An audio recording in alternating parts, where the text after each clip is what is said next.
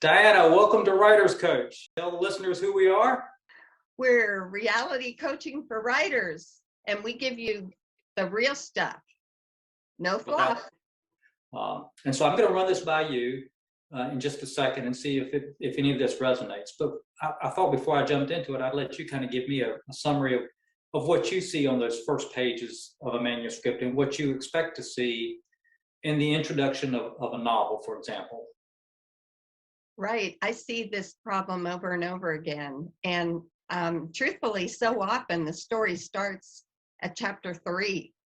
You know, that's where they really get into what their story is about. But well, people really have a hard time boiling down what their main story plot is. I see it over and over again. That's why I'm so glad we're talking about this today.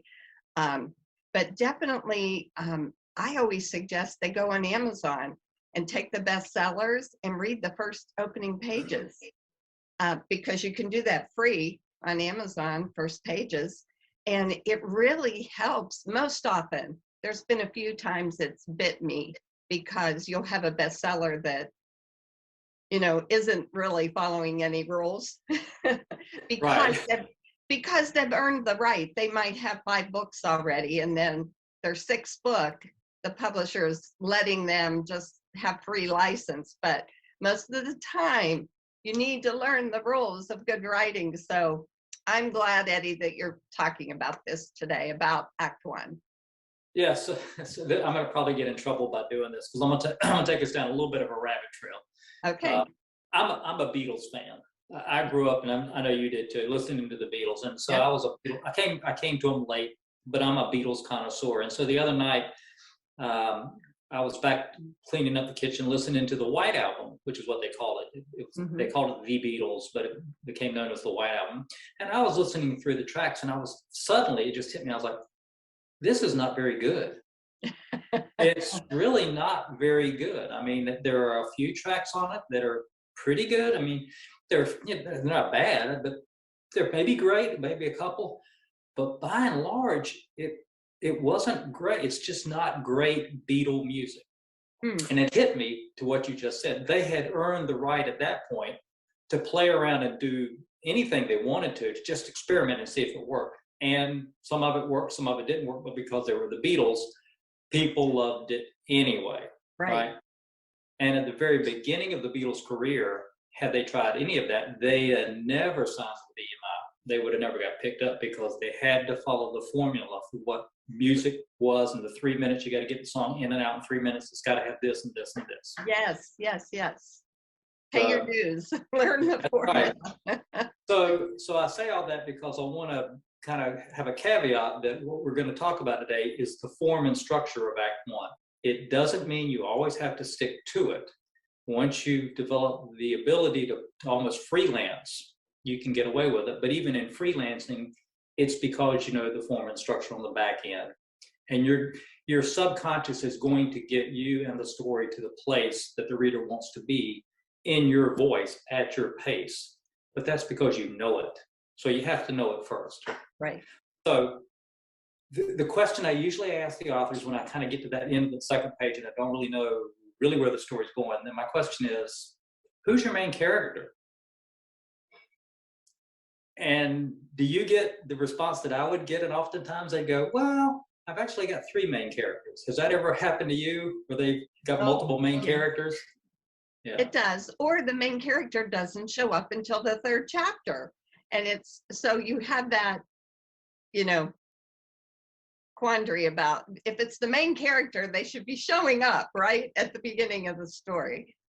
Yeah, they should. In fact, and so when the authors tell me they've got the main character, and I ask them, you know, a couple of questions, and finally I pull the Zena Del Lowe question out. I love Zena's explanation for this. It's so good. And she would say, whichever character stretches the most in the story, changes the most throughout the story, that's your main character. And it is, if we are writers, if we think about it in the summary of our own life, we are self-centered because we know ourselves. we know everything about ourselves, and we know everything that has changed about ourselves or hasn't. That makes us the main character of our story, and it's always going to be that. It's always going to be that way. Any point of view we tell of somebody else, we can know an awful lot about a spouse, a parent, a sibling, a child, but it's not their story. I mean, it's only our story for ourselves. So that's your main character. Your main character is the one person that changes the most throughout. Even in romance, there's going to be a lead and then a follower. And then typically it's going to be the woman that's going to be the lead, and he's going to be the catch. So for authors, that's your main character. And so how would you approach it with an author who says, I've got two main characters in a romance, for example? How do you handle that? Well, definitely, it's the character, the one with the most at stake, I think, too. That's the way I put it. I love the ways you quoted Xena, because she's just a master storyteller. So, but yeah, it's what's at stake, for this person, which leads into that very thing about who grows the most through it, Yeah. But definitely, muddy waters very often we have to wade through muddy waters with debut authors. Right. So I like that you mentioned what's at stake, because that's the second thing. So the way the structure works in 3-act structure is you introduce the main character. Who is the main character? Give me a name. Give me a little bit of a description, so I know gender, dress, age, culture, a little bit of background. Not a lot. I just need to know who they are. And then the very next thing we need to know is, what do they want? Which is what you said. What's at stake? What's at stake? What do they want more than anything in the world? And it oftentimes has nothing to do with the story, right? This is like you and I talk about it a lot. You keep wanting to go back to Haiti to be a missionary down there and help the kids and all that. And that's your passion. That's what you want. And if you could live that life, I'm sure you would do it. Diana, you would be down there. I would, in a heartbeat. Yeah.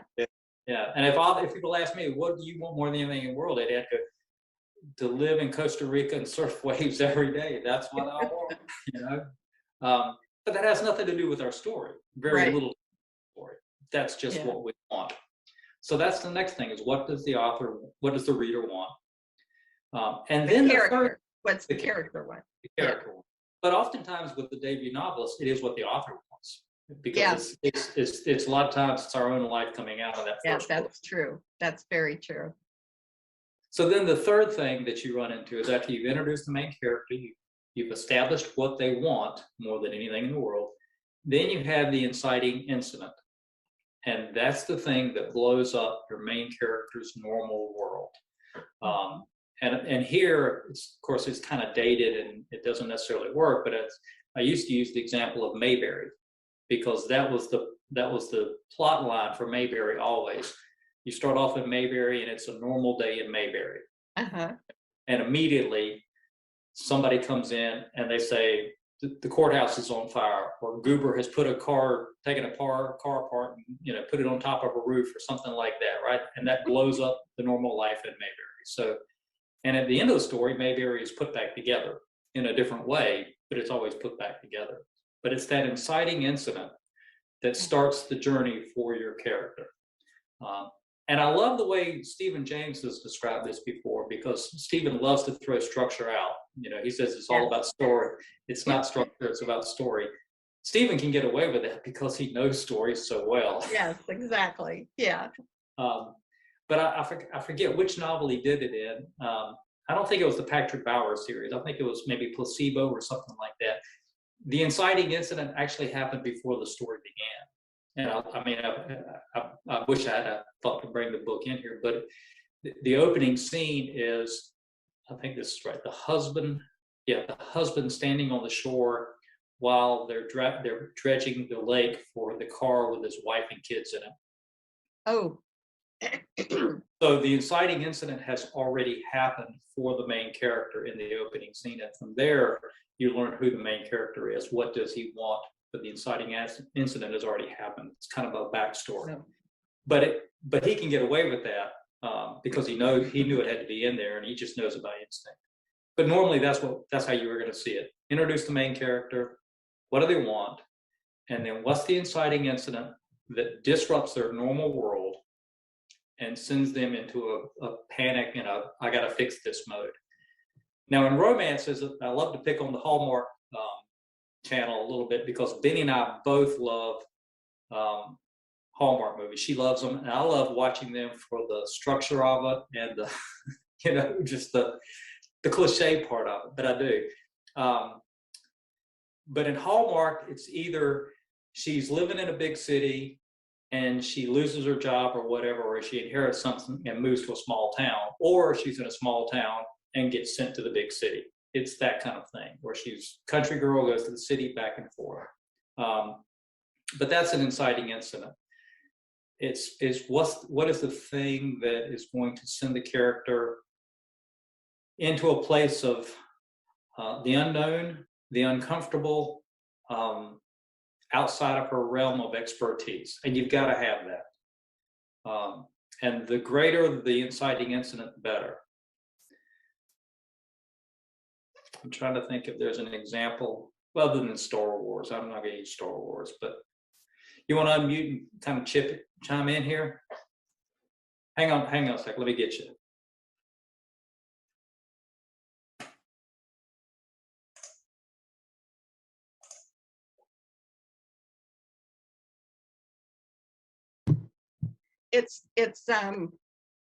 I liked how you said when they get outside of their comfort zone, that's when you get a little bit of deep point of view in the character when they're up against something.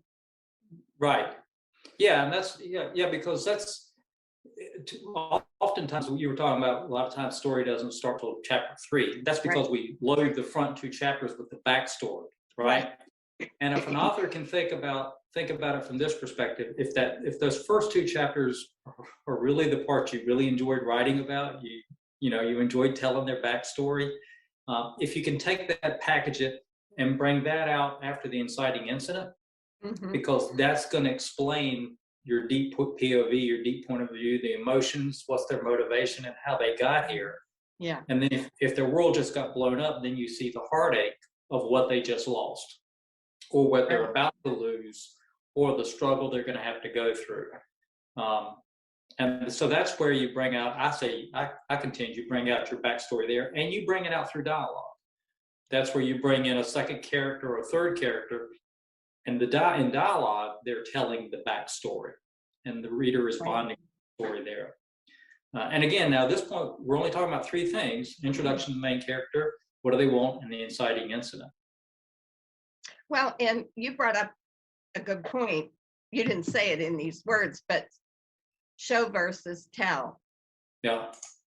I mean, that's a skill also that needs to be developed. And, so often what we see in the first pages are what we call information dumps. They're just dumping a whole lot of information because they think we need it.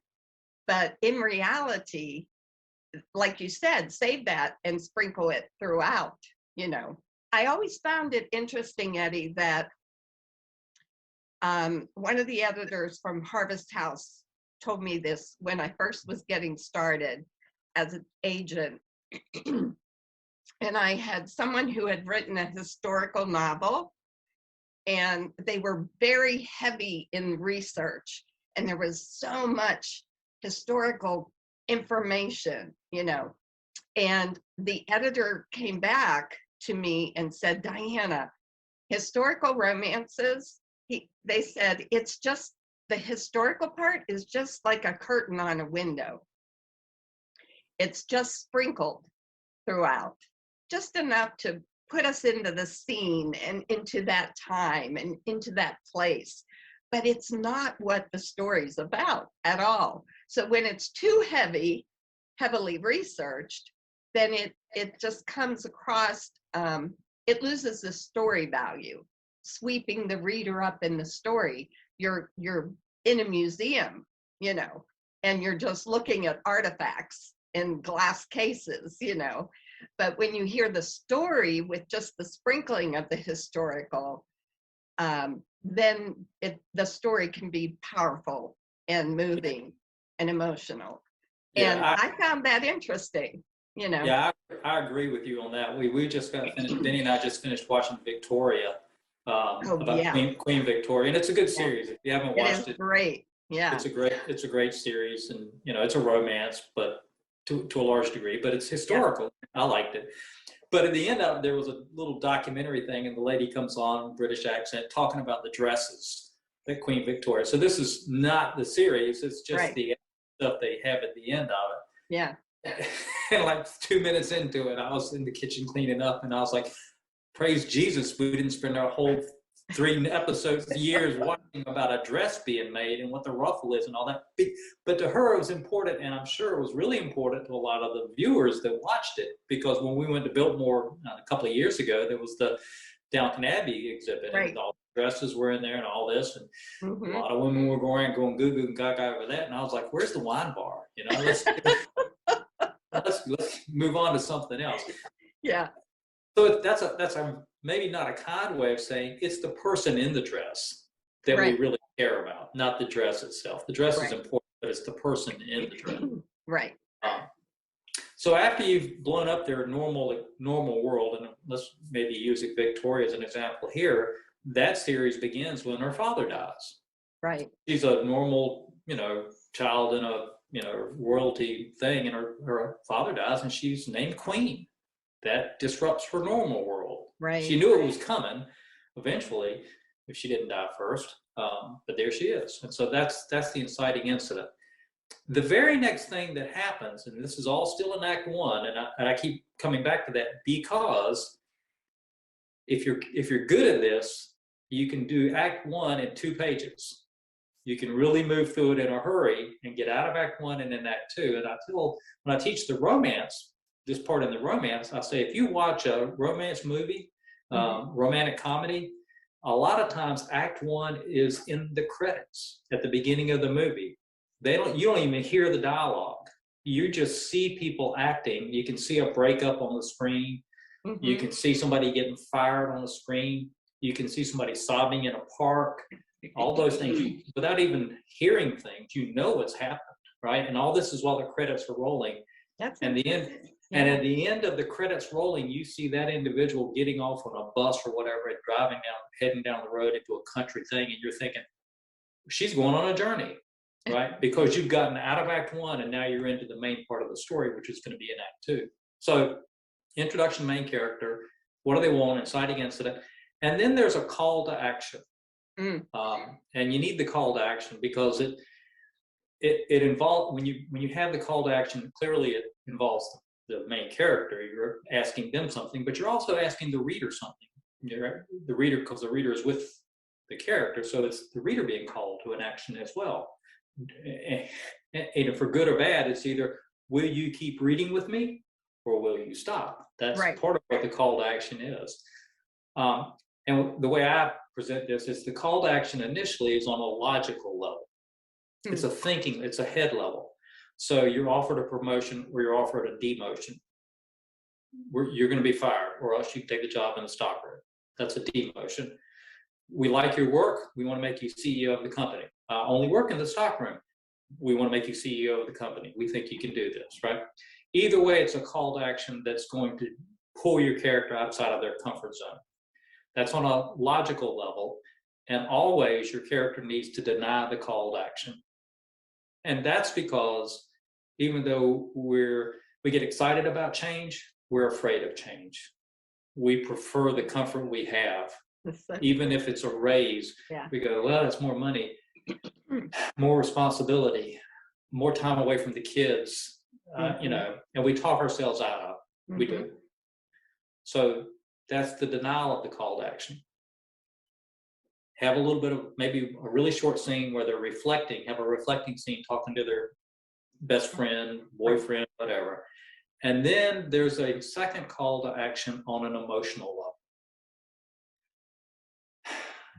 If you don't take this job, think about all the employees downstream who have been waiting for somebody who cares, who's compassionate, who follows the rules, who gets down here and works with us. You were championing this. You were saying we need a boss like that. And now you're that boss. You can be that boss. We need you. So that's on an emotional level, right? Now, I have a question for you then, Eddie. So sure. The way I see it, this is where dialogue is so important. You know, like you said, how, you know, if you just put us in the character's head and all we're hearing is her going round and round in her own head, it's going to be, you know, just boring. But when she's discussing it with a friend and the friend is saying, yeah, but this is something you've always wanted, my gosh, you know, they're handing it to you. And then she's like all, you know, and it's still left unresolved, but by morning, she's realizing what her friend said. You know, she's talking maybe to her mother this time, and she says she's repeating the conversation a little bit of the conversation she had with her friend. Then the mothers are so good at this. Well, there you go. What are you gonna do? You know, they don't tell you what to do, but they kind of acknowledge that it's out there. What are you gonna do? You know, how much better that is than just wandering around in her head, you know. Yeah, I love that you brought that into it because because of the way the structure this is set up. All these are just literal things that you have to add to your house. You know, so it's just structure. It doesn't mean right. You have to use use the examples I give you. But in what you just said is all those things require additional characters. Right. So if you've got other characters that you were going to introduce in the story, you hold them back. And so now you bring in the best friend. Mm-hmm. And the best friend, a lot of times the role of the best friend is to be the reflective personality of your main character, because your best friend knows who you really are. Mm-hmm. And your best friend can see your flaws, and they can see your gifts. And when you don't believe in yourself, your best friend is the one that steps up and goes, you can do this. You've already done this 3 times. And they cite the things that we forget, right? So that's a reflective character. Yeah. You can also bring in the nemesis, the antagonist, at the same time. Right. Who comes in and goes, well, I do hope you get this job. I hope you take it because you'll fail miserably. And that'll be the end of all this conversation that we're going to have, you know, less perks, but more loyalty and more buy. I mean, you know, so now you've introduced 2 more characters all through this one call to action, you know? Well, and you brought up something that I see as very valuable is a nemesis. You know, you need the protagonist. Is that what we? Protagonist. Yeah, you need the protagonist. You need the person that they have to, you know, that they have to overcome that, you know, story that the protagonist is telling them as well. Yeah, definitely. Well, yeah. So it's the protagonist is the main character. The antagonist is your nemesis. Thank you. I knew I wasn't getting that right. Actually, what I do is I love just going out in the movies and going, that's Satan. That's Satan. Which is the antagonist. Right, that's true. Yeah, antagonist. Yeah, I mean, you've got to have that though, because if you just, I remember years ago, I started writing a story, and one of my really good friends, I gave it to her to read, and she goes, "Well, that's really sweet." And I said, "What?" And she goes, "It's so sweet that it's sickening." And she said, I'm sorry, but she goes, you don't have anything coming up against this character. They're not, you know, they're not reacting. They're not, you know, having a bad day. They're just, you know. And she says, nope, this isn't a good story. And it was the best thing she could have said to me. But truthfully, at the time, I was going through some heavy, horrible stuff. And this is what I wanted to happen in my life, was just nothing but daisies, you know? And I tell authors, if you're struggling with that, and I struggle with it too, A lot of us do, because we don't want to write a bad story. We want to write the stuff that makes us feel good, and Right, we right. don't want Yeah. problems. We got enough problems. But I tell them, if you struggle with how to write in the antagonist, think of the person that has hurt you the most. Think about that scene where you got hurt the most, whether it was a breakup or your parents did something to you or whatever, and grab those words that you remember, write them down, and put those in the voice of one of a character. Yeah. The person that tears you down, that says you deserve a 1-star review, go look at some 1-star reviews and just lift up, take the copy and put it into the voice of a character. Ooh. And make an antagonist. It's a cheap prop to get you going, Right. but it'll get you thinking in that mind of that bad person. So that's the second call to action. And so it's on an emotional level, and then your character reluctantly, very reluctantly, even though it makes sense, they don't want to do it. They agree to do it for the good of other people. Okay, so in some ways, this is the story of Jesus. Because even in the Garden of Gethsemane, he went through that call to action for the good of others. I will do this. I will do this. Even though he knew what was coming, right? He did it in the wilderness, and he does it again in the Garden of Gethsemane. That's the end of Act 1. The very last thing you see is what I mentioned before, is you see the character leaving on a bus, a plane, walking, train, horse, bike, some form of transportation. That the journey is beginning. Just see them moving, Okay. and that's the end of Act 1.